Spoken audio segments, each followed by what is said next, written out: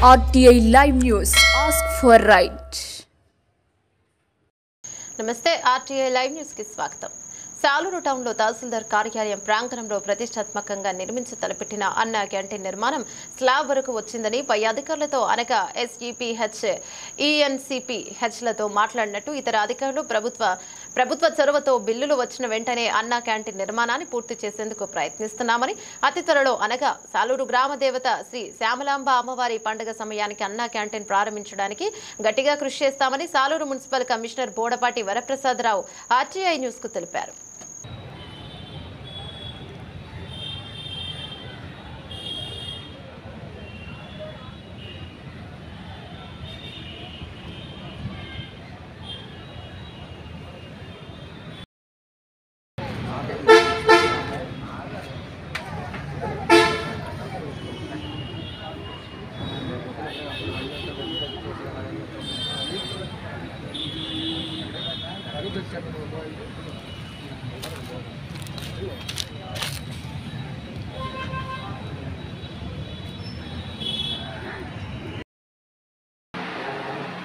Sir నమస్తే అండి.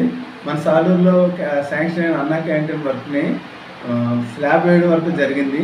దానికి పార్ట్ బిల్ కూడా పెట్టాము.